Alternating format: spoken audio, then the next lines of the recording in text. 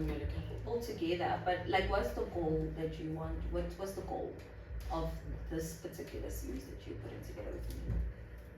It is to raise awareness around mental health, right? And especially that question of stigmas around it. I wanted to a certain degree, maybe alleviate them or make someone comfortable to say, I can actually reach out, I can actually talk about this, it actually does exist, it's not just me living in my own head, you know? So yeah, it's just to make comfortable conversations around mental health. Yeah, because now on social media, especially with your Ricky Riggs and all these people who are passing on in the way that they are talks about take care of your mental health, take care of your mental health, but do we really understand what that is, or what are the practical ways? Exactly, has that question of what are the daily activities that we can do in our lives to make sure that I'm actually taking care of my mental health. So yeah, that's and I think it's so important to be having these conversations.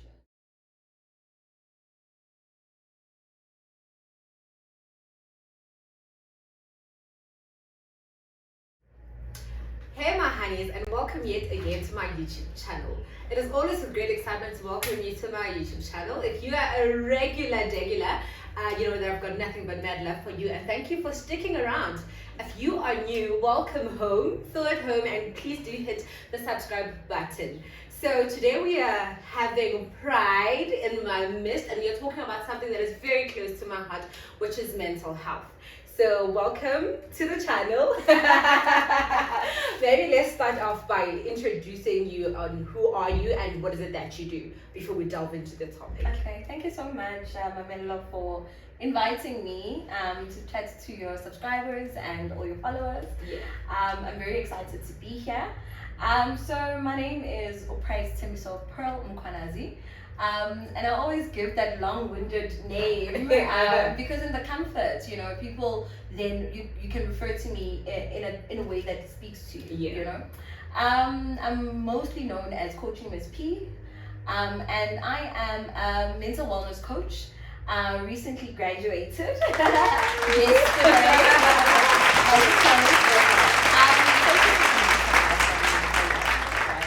And doing other things to obviously grow and teach and also learn more about mental wellness so that we can have the conversations on mental wellness, because it's such an important thing, especially right now, right? Exactly. And in the last 2 years, we've seen how important it is for us to take care of our mental health, right? So, you know, it's a rising topic, it's a rising thing that we as individuals need to take care of ourselves, like we take care of our physical well-being, we look pretty, you know, we do all these wonderful things to enhance ourselves externally. Exactly. Yes. But we're not, you know, there's another part of us, which is our mind, that we need to take care of, and that's me helping and talking to people and helping people transition their minds, you know, transition into different life spaces, because sometimes we get challenged, you know, and it's a mental challenge more than anything. Yeah. So yeah, that's who I am. Thank you so much.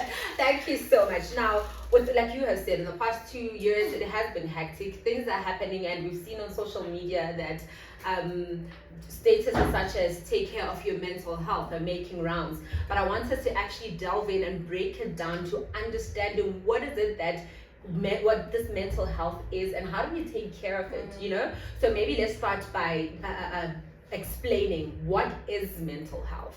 So mental health, like I said earlier on, right, is taking care of your mind, right, and taking care of yourself in terms of your thoughts and your well-being. It's both emotional and psychological, and then also being able to cope with things that happen around you.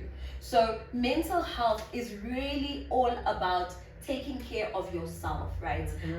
And being able to do that, because it affects how you behave. True. It affects how you think, and it affects the income or how you see things and perspective, right? And how you show up. On how you show up. True. Yes, you know. So when you have control or sight or understand yourself in that manner, then you're able to say, you know what, based on this issue that's happening in my life, I view it this way, it might not be the right way to view it, you know? Then you're able to then engage. You're able to then seek higher self-conversations, but also then seek help from coaches, you know, from a psychologist, or people that can actually help you. Or if you're feeling traumatized by a certain issue that is happening in your life because of how you're thinking or leading, or how it's even impacting you on how you're behaving, then you're able to then take power and control over those things. And it shouldn't be something that you always do alone, you know.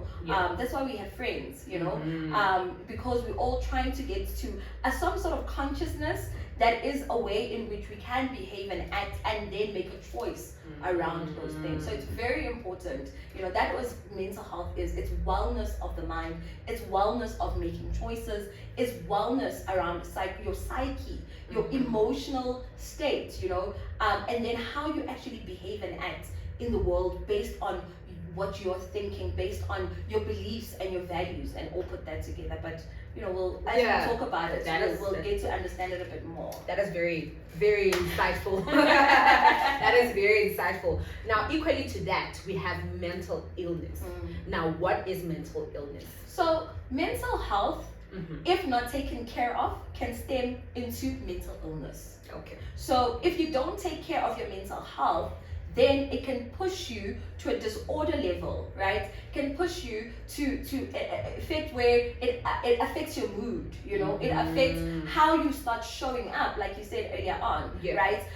You show up in spaces, mara ukwatile. You show up in spaces and you're not yourself. You show up in spaces and you want to sit alone, right? So it then becomes a trigger when it's not taken care of, and if it's left for too long.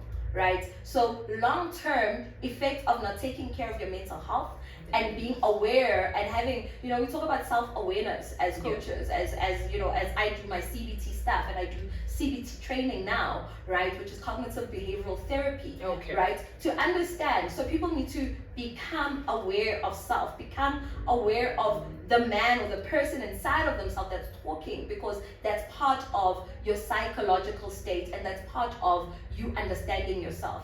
And when that person gets interrupted, or you get like triggered and you get traumas that happens in your life, right, that thinking or that wave in the brain can actually and when that happens, it can push you into a space where, you know, a lot of psychologists and people who have higher learning in mental wellness will call it like chemistry and the likes. But bringing it back to where we are, right, into mental illness, right? Mental illness is really about, if you don't take care of yourself in a healthy way mentally, it'll push you to then have other trigger points that can affect you, that is anxiety, depression, you know, and if diagnosed and taken at high level, psychologists, psychiatrists, you know, they can diagnose you as schizophrenia, you know, or multiple personal disorders and the like. So mental illness is when the health of your mind is not okay, it is not functioning accurately, and then it causes you to behave and act in a certain manner that might not be good for your well-being. I must say, I love how you bring it down to a level of understanding. It's so simple to understand it the way that you say it. So now that we've defined what mental health is, and we've also established what mental illness is, what are the differences between the two? So the difference between mental health and mental illness, like I said, mental health is about your total well-being, how you're thinking, you know, conflict resolution, and how you then behave around your immediate community, in your workspace, and the likes, right? Mental illness is when you then create dysfunction in those areas of your life, where now you're not able to cope, right, in those different areas of your life. And maybe if you're a mom, you know, you go in between moods, right? You get obsessively angry at your children with no rationale to it, you know, because we all understand kids are kids, they'll make mistakes, but you actually become obsessive in how you then behave. That is a symptom of, you know, mental illness, right? It's almost like, when I explain it and I talk about it on Instagram sometimes, is that it's almost like, you know, when the computer has a dysfunction, right? It's like the motherboard has literally started giving codes that are inaccurate and incorrect, right? You're trying to type C on A, you're trying to type A on A, but it's typing C. Okay. Right? All right. So then your brain starts, it's almost like it crosses, right? It crosses. And sometimes the problem is that when you have a mental illness, you don't see yourself, right? So it's people that are around you that can actually see you, would say, no, Mamelo is not behaving accurately, right? And unfortunately, we live in a world where conformity, to some extent, is part of the world, right? That's why we do some of the things that we do. We drive, we get taught to do certain things because it's programming of the mind, right? But when the motherboard gets hit, which is the brain, right, then it becomes an illness or a dysfunction in the areas of your life that are important, right? So that's the difference between the two. So it's very important for us to, when we say take care of your mental health, is putting pillars around your mental health that help you function at a certain level. And when we talk about boundaries, we talk about things like, take care of your boundaries, let people know what your boundaries are, let's talk about self-awareness, hear yourself. We talk about different factors that can actually assist you at high level to take care of this mental health, because when it's not taken care of, it becomes an illness, right? And you become dysfunctional to yourself, to your family, to your loved ones, and then to society. And unfortunately, society doesn't understand it when you are now ill. They don't know how to then help you come back or cope or even relate with them, because the dysfunction of the brain has been hit. And just like that, the conversation flows. When you said mental health is pushing those cushions around you, so that whatever life events life throws at you, you are well cushioned, right? So what are some of the activities that a person can do in their daily lives that would ensure that they're actually taking care of their mental health? So I think that it's important for people to start talking. That's very important, right? And I always say, when I talk to my friends and other people, I say, you can talk to your friends, right? Because at a friend level is the first starting base, right? You can talk to your partner even, depending on the relations, right? And topics, because we don't talk about everything, because we don't relate the same, right?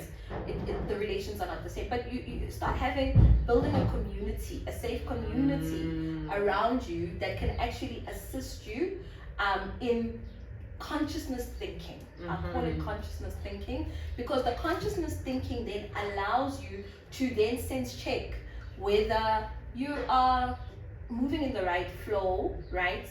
Or you need to change perspective and direction, right?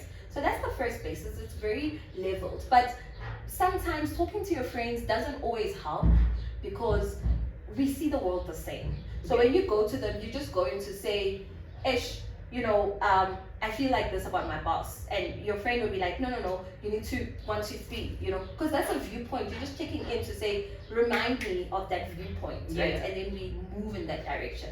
But when you start speaking at a high level, right, and start going into therapy, start talking to a coach, right, someone who can actually help you sense check where you are, and then help you transition and change perspective, maybe from a thinking perspective, and then, which is the work that I do, is allow you to then build tools that can construct and build your life and yourself in a way that is going to be beneficial. Then we move into, a clinical perspective with a psychologist and the likes, right? Where now in that perspective, they then can diagnose, right? And can help you heal even deeper traumas, right?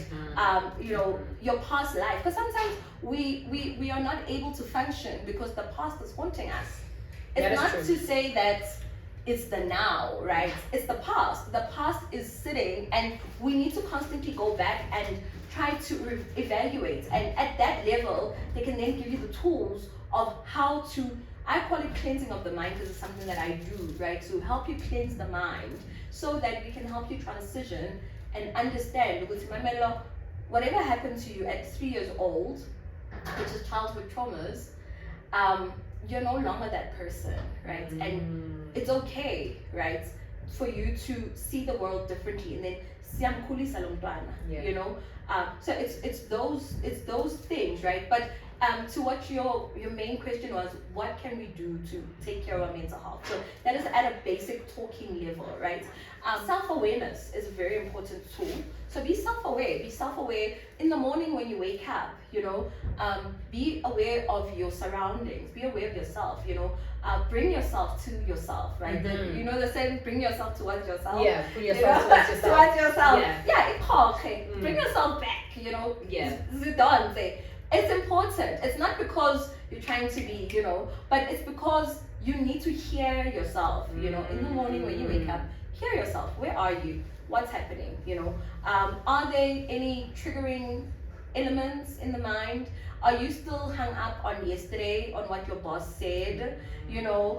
So be mindful. So total mindfulness and self-awareness can really help you, because then you start becoming, it's like if you're aware of your weight. Women are, we go on the scale every day. You start becoming aware of your eating pattern. True. You start becoming aware, okay, when my cycle does this is what happens to me. So you become, mental health and actually being able to see some of those little things that can actually bring you into a healthy state, and basically is what you then start doing, right? By being self-aware, being mindful. Other people call meditate. I had a person that I was coaching today, and it's amazing. I mean, in 3-4 sessions, she's moved so much just by incorporating meditation in the way that we've discussed it, right? In the way, so I help to heal like that, because meditation is a very important thing, right? And there's tools within the meditation space that can actually help you at a higher level. So the main point is to always hear yourself thinking. And there's so many things that are happening in the world, right? The mind is so busy, and your mind gets bombarded by so much, right? And sometimes you don't hear yourself, right? And then you just act. And it's in the acting where silima la khona sometimes, because you might not be acting in a self-serving manner, right? So it's important to hear yourself. And then yoga, it always sounds like it's, especially for black people, that's put it true. out there. That's true. Wenzan. Yeah. And I think it's so powerful that in the last 2 years, I mean, obviously when we had the major lockdowns, very restricted movements, we couldn't go clubbing anymore, we couldn't do the norm or what even eating at a restaurant.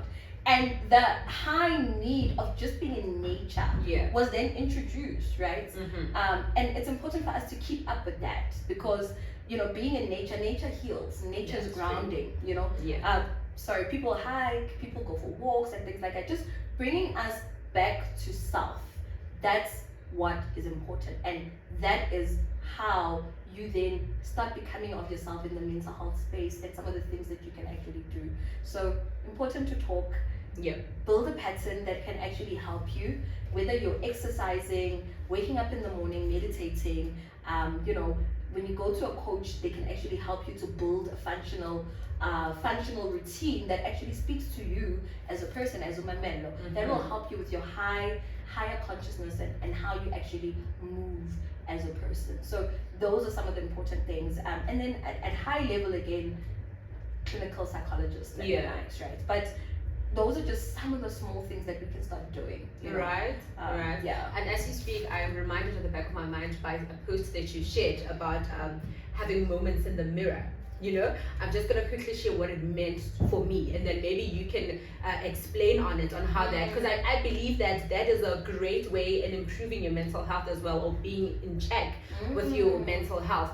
To me, it was more of waking up, standing next to the mirror, firstly affirming who you are in that day, to say, yes, whatever happened yesterday happened, but it's a new day and this is who I am today. And then 2, planning it out to say, these are my objectives for the day, right?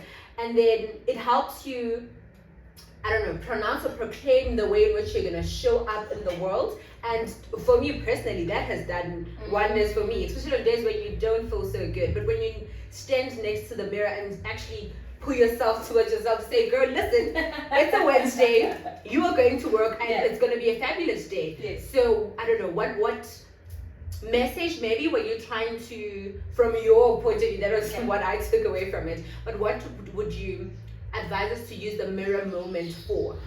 So reflection is very important, and I'm glad that you brought that up, because there's many techniques, right? And we use different kinds, and I use different kinds in my coaching practice, because I know when I at first glance or at first sit down with someone, I almost know, or I have an inkling of the direction in which they can possibly take, and we journey on that together, right? We journey on that together. And part of reflecting is exactly that, like looking in the mirror, being able to look in the mirror and proclaim messages to yourself, because what the mirror does, it bounces back to you. Mirrors are so important, right? If you have negative emotion, it'll bounce back that emotion. So it almost doubles it, right? It doubles it back to you. But if you stand in front of the mirror and you speak positively to yourself, regardless of what the world is saying to you, it bounces it back to you. So being able to reflect on yourself, and also not being hard on yourself, because we are so hard on ourselves. That is true. When things happen to us, we become very, very hard on ourselves. Some people are like, so stupid. No, you actually are learning, or you're making a mistake, right? Or you just need to redo it again, and there's nothing wrong with that. So what are some of the messages that you then say to yourself? And sometimes just stand in front of the mirror and look at the mirror, and stand there and just ask yourself, what is Mamelo saying? What is Tabiso saying? What is Pride saying? What are you saying to yourself right now as you stand, in the morning? So again, building into a routine of some sort that helps you. A lot of people, when they go to the gym, after gymming, I know a lot of ladies, when I used to go to the gym, that mirror moment. Yeah, I'll stand in the mirror. It's your first day at the gym, or it's your second day, but I want to see myself after you've showered. You're just like, okay, because it actually affirms the action that you've just done, and it affirms the goal. It affirms the inner person inside, or the inner mind that you're moving in a positive way. So that's what you do. You reflect so that you can affirm yourself that you're moving in a positive way, like you do in the morning. To say, this is the day. And if sometimes you're having a bad day at work, go to the mirror, look at yourself in the mirror, and say, you've just had a bad day, but you got this. It's gonna get better. Speaking positively to yourself is a very important thing. And when you do it in front of the mirror, it doubles back. And saying it with your words, it doubles back, and it actually, it's like bouncing, and then you hear it. It's like talking to a friend and saying, Chamino or sharp. The friend repeats it to you, and then you walk out and you're just like, get sharp. It's happening. But also, we're not saying be unrealistic. True. Because the truth of the matter is, if you're having a bad day, and maybe your boss was not kind to you, you can't take that experience away, right? You can't necessarily be like, it didn't happen. It didn't happen. But you going in front of the mirror, perhaps after a tough day at work, your boss, your colleague, whomever has done something, even at home, right? Is for you to just go back and say, I acknowledge that what's happened, and I acknowledge that it doesn't sit well with me, but it's okay, girl. We're gonna address it. We're gonna take time. You know what I mean? Speaking positively, picking yourself up. Actually, that's what it is. The mirror exercise is for you to pick yourself up and then be able to then cope with the rest of the day, but not being unrealistic or divorced to the situation, because that's part of mental illness. I love it. I love it. So now we have understood what mental health is, and you have given us simple tasks or daily activities that we can do to make sure that we keep in check with our mental health. Now, how do I, as Mamelo, realize that actually no, it's not going well? Now, this is us saying, before it even stems to a defined mental illness, how do I know that my mental health is not in check now?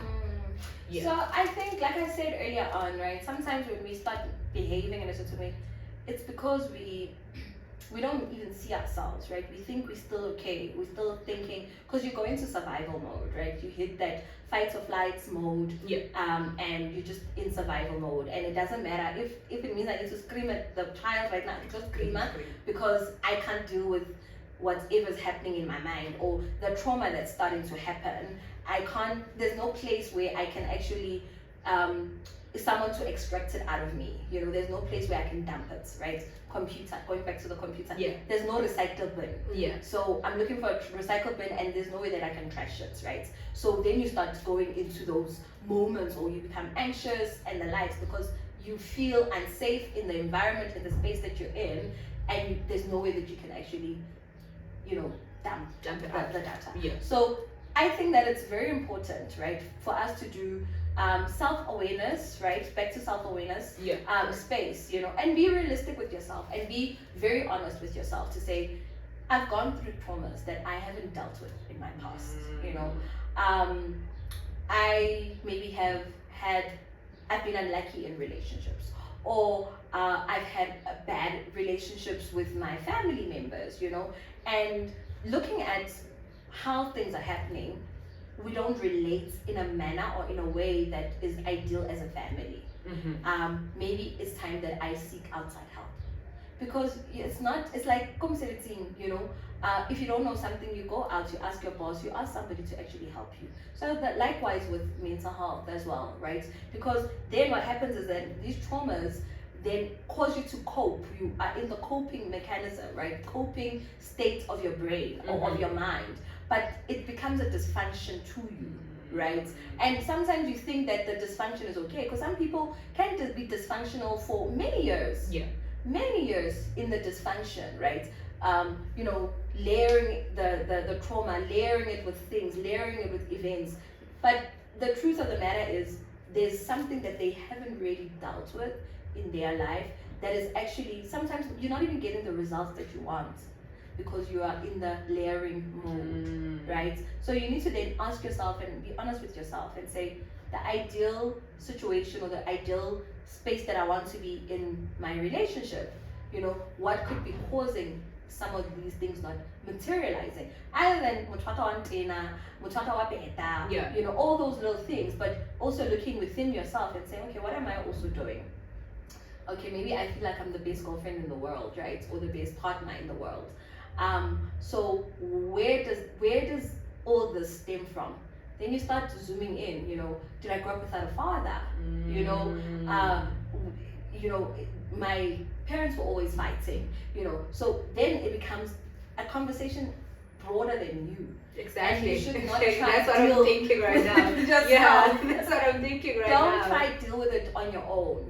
There are many mental health care workers. You can get counseling, you can talk to a coach, someone who can actually help you transition and deal with it, but also talk to a therapist someone who has other techniques that are psychological that can actually help you. So just be honest. Let's start having honest conversations with ourselves. So, because that's what I'm getting from this. And sorry to jump in. I love how, it's not even love. It's a realization of self-awareness. I always thought of self-awareness to say, this is what I love, this is what I don't love, this is what I bring. But now you're actually conscientizing us to say it's not just here. There are many factors that actually contributed, or it still contributes to the type of person that I am today, right? So now going back, you spoke of communication, and just now you said we must have honest conversations with ourselves. Now let's speak to a person who's looking at this and saying, I don't think I'm in check with my mental health, right?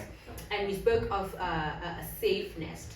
How can one, where do you even begin to create a safe nest for yourself? When you feel or believe that, I'm overwhelmed.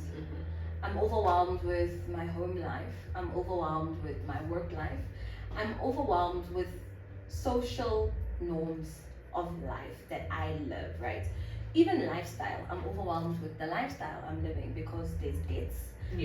COVID has hit a lot of homes, right? So you're feeling overwhelmed, and somehow it is causing I'll call it a dysfunction in how you relate with self, relate with others, Yeah. but also just the worrying effects that you're constantly having, right? Because now we are all in survival mode, right? Most people are, because of how COVID has eroded and taken a lot of nets home, financial nets, if anything, right?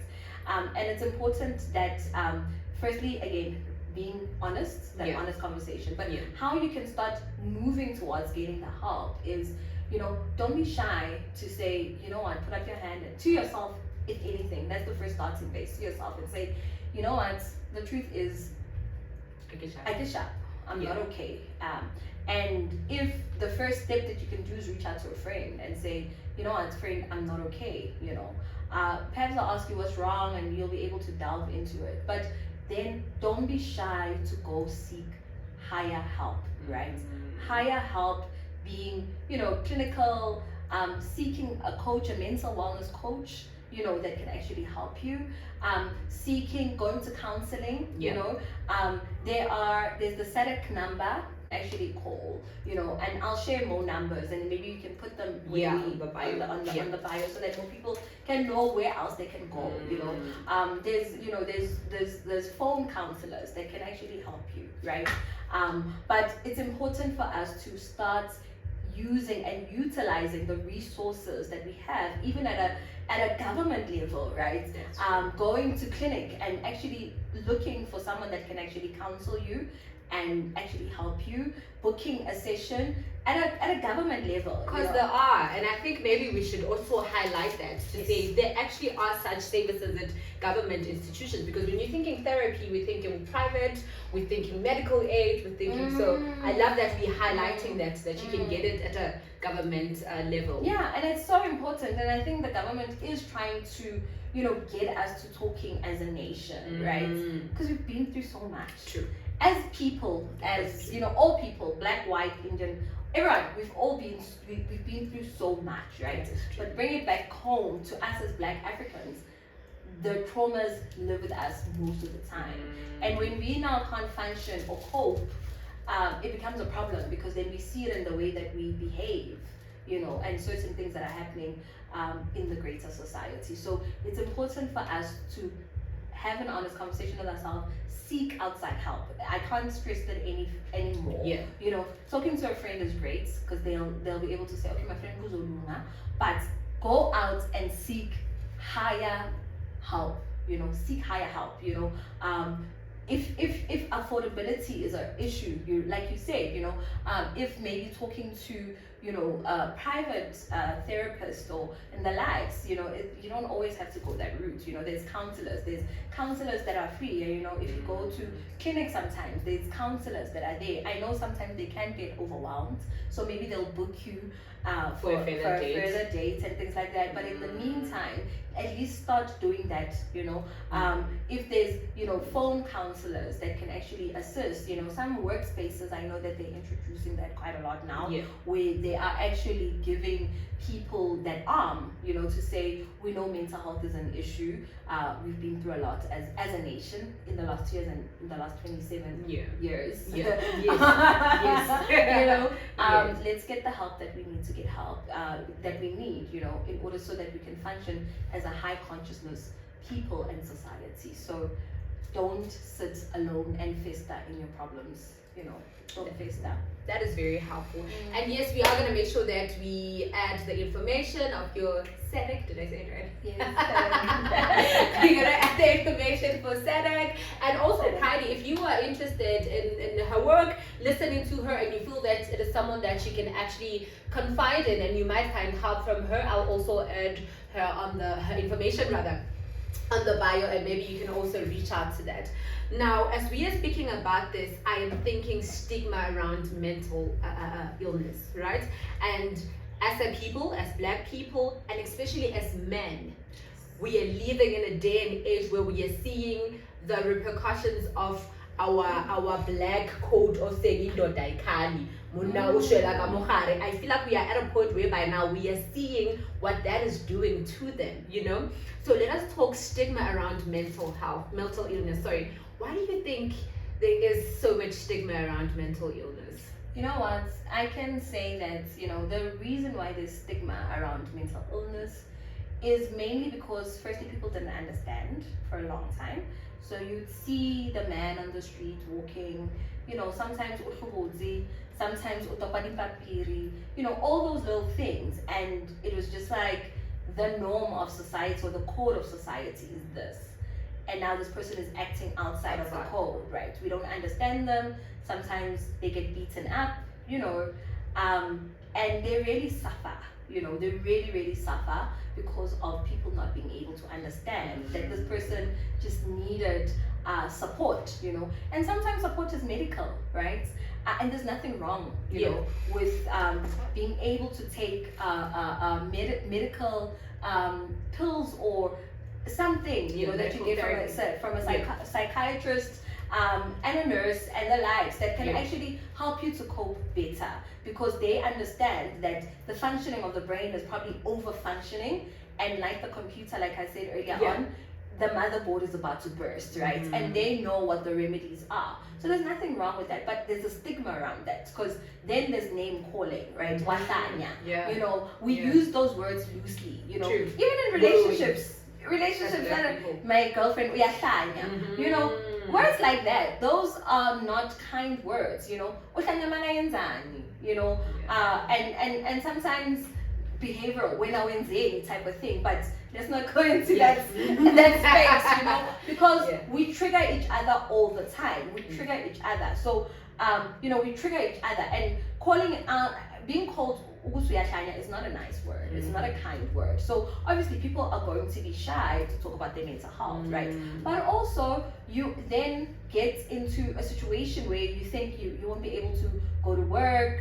You get limited opportunities for work, limited opportunities for schooling, because then you're seen as a person that can't handle or cope in high-pressured environments or high-pressured experiences, right? But actually, when we start having these conversations, we can help each other start coping, because nobody doesn't want to have a job, and have wellness or well-being, that is served by having a job, right?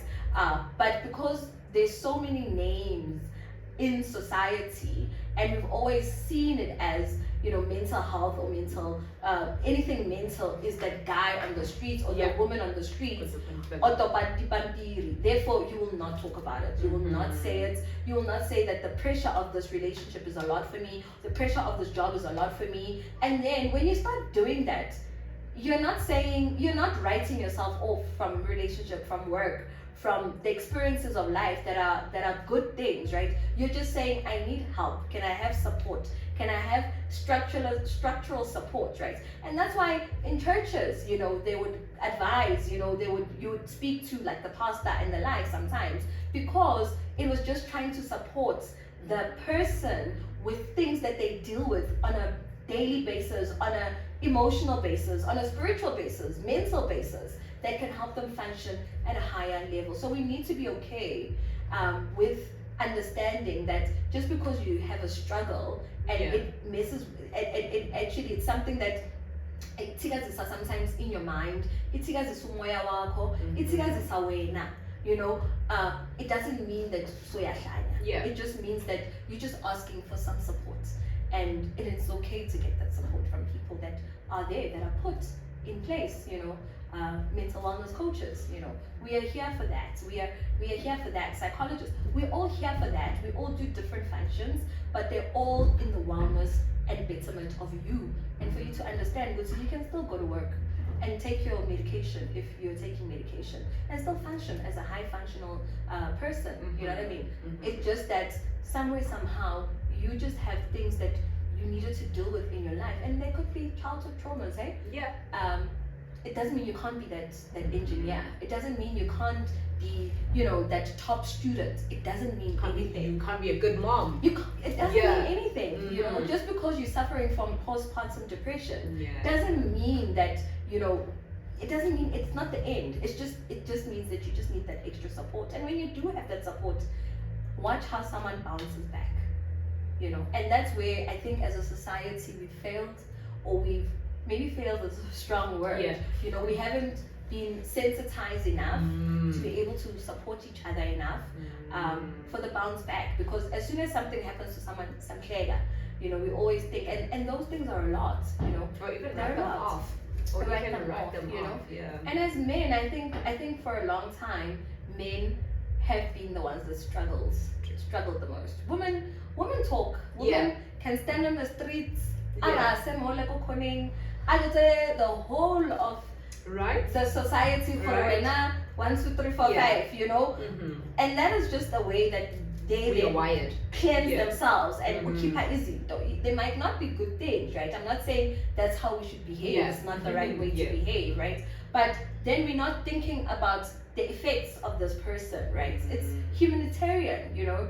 It's humanity, you know. Like that, you know what I mean? But as women, that's where we thought our outlets were.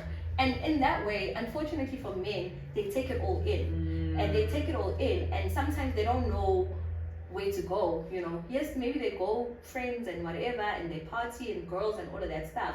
But the core thing that actually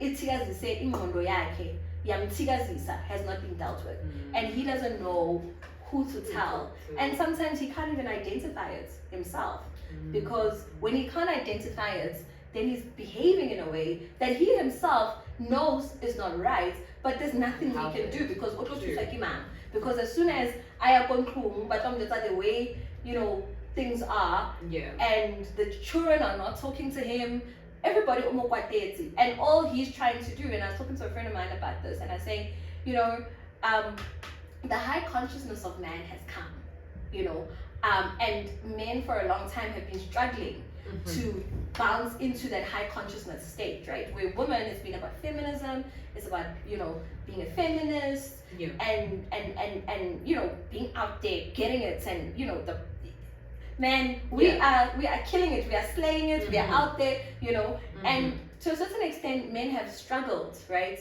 Struggled in their little corners, right? To be able to deal with this woman, right? Which is okay, because they've allowed the platform. We say, go thrive, go be your best, go be, you know, my mellow, doing it all and wanting it all, great. But where does that leave me? And we haven't been able to have those conversations with them, and you know, we need to have those kind of conversations with the man, and not limiting each other, right? Because unfortunately, men have had to deal with the fact that women are striving, women are doing it, women are killing it. Women, she can be a CEO, like Beyonce says, you know, we bear the children and go back to business. That's who we are, you know, right? That's where we are. That's what's happening. But the point is that in that, still the role of the man has, it maybe it's been defined, but it hasn't been evolved. I love it. You know?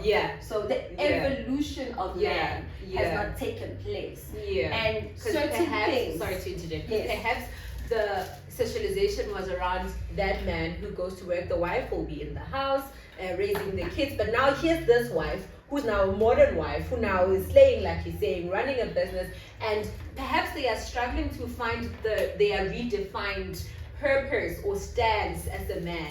And that's another topic actually to look into. It's going to be a good attribute. Exactly. It could be an attributary factor to where they are mentally today as we see a man. Sure. And I think it's a powerful point, because we haven't really given them the room to have those conversations, because men, they do gender-based violence. They also have been doing things that's all the wrong things. All the things that when we look at them and we go, these people, you know, and they are people at the end of the day, male or female, they are people. It's humanness. They just wired in a certain way, and we wired in a certain way. See, if we bring it back and we just get to the understanding that we are here to experience humanity, and whether you experience it as a male or experience it as a female, you are here to experience humanity. And because we are all here to experience humanity, like in the factory, we get wired a certain way. They get wired a certain way. And then we get put together, but we create dysfunctions in each other and we trigger each other. That's life, and that's how God has intended it, right? Adam and Eve ate the apple, dysfunction, we all got thrown Yeah. out of Eden, Yeah. right? They Yeah. created a dysfunction for each other, but in that dysfunction, they're then able to live with each other. And now we need to find the balance, the cohesion, right? Cohesion, so we can coexist. And that's where the struggle is, right? And men have so many issues. This is so informative on so many levels. Like, a lot of things just keep on popping in my mind, and like, this is very informative, even to me as well. I'm learning a lot from this. And I think another thing, I'm also realizing the importance of being kind to each other, you know, because we look at things superficially and we look at how people react superficially, you know, but having this conversation actually conscientizes you to say, that somewhere it's coming from. Yes, you might not now have the time to establish where it is, but just be kind. You know, just be kind. This has been very informative. Thank you so much. Now, in closing, what do you want to say? I think in closing, I think it is important. You've actually summarized it very nicely. To be kind to each other, right. You know, because everyone is going through something, you know, and True. if they're not going through it now, they've been through it some time in their lives, yeah. You know, and they could be triggered, you know. Unfortunately, it doesn't mean that we need to work on eggshells all the time, but we just need to be aware of each other. Be aware of yourself. When you're aware of yourself, you can be aware of the next person. And yes, we can have a fight now, maybe have a disagreement rather, but it's important for me to then go back in my corner and look and say, you know what, Mamela is an important person in my life, and actually let's come together. I'm gonna pick up the phone and say, I'm sorry. Sometimes you might be wrong, I might not be the one, I might be the one who's right and you're wrong, but for the greater humanity and greater purpose, because I value the relationship, I value what we have, I can actually take up the first initiative, right? And in that way, it will also help you and teach you to say, you know what, this person is also trying. You know, they see me as an important. Because the most important thing as humans, we want to be valued, right? That's the most basic need, right? We want value. We want to be appreciated. We want to be valued. And you know, when you have people that you value in your life, don't be shy to show them that you value them. Don't be shy to be kind to them, even when sometimes they could be unkind to you, or even when they put you in a situation where you feel like ish has today, or ish has today, ish, you know. Yeah. But remember that we are here to coexist. I love that word. I really love. We are here to coexist, right? And how do we best do it for each other and support each other? Because sometimes your strengths are my weaknesses. My weaknesses are your strengths, right? How do we then balance each other out? So it's important to just understand that we're all dealing with something. Everyone is dealing with something, and it's not always nice.